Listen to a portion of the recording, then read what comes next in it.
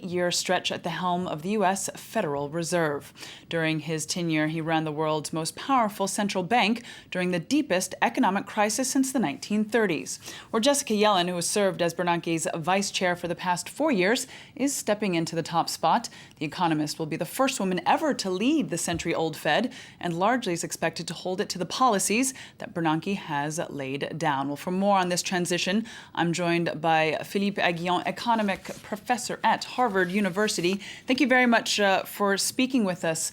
Now, Ben Bernanke, he's leaving after 8 years as the Fed's head. In what shape is he leaving the U.S. economy?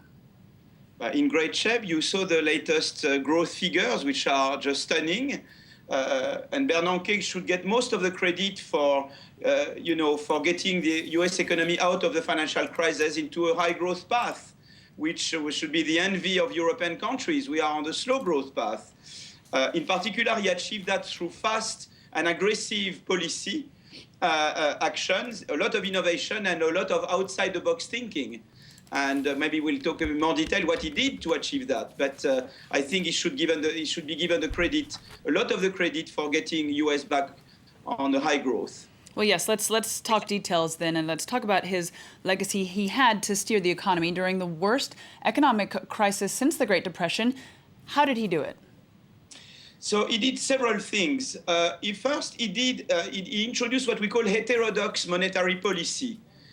Interest rates were already very low. So, usually when you want to push the economy and you are a central bank, you use interest rates. You lower interest rate by purchasing, short-term bonds. You see what I mean? And that's the usual thing you do. That's called the open market operation.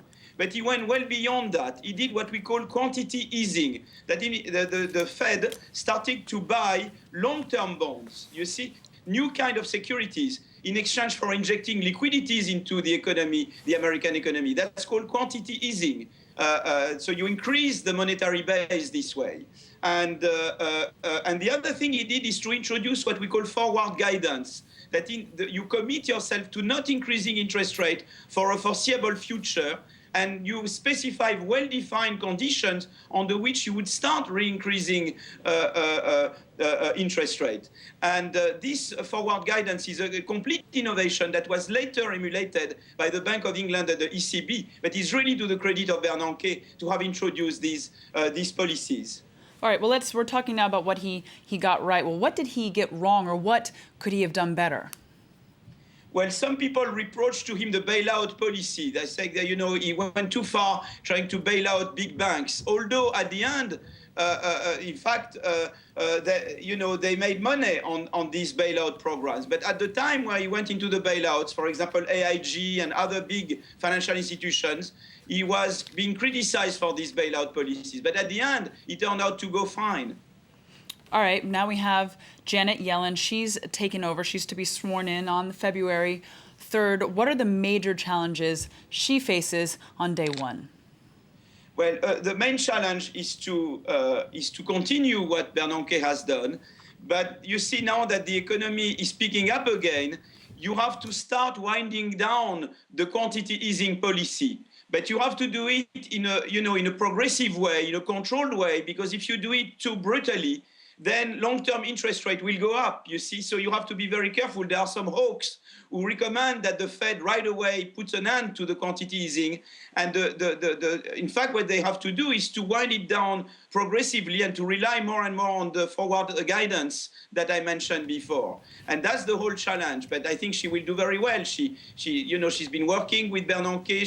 She has his style. She understands very well the policy. And I think she's the best person to implement this slowly winding down of the quantity easing. Philippe Aguillon, a professor of economics there at Harvard University. Thank you very much for speaking with us.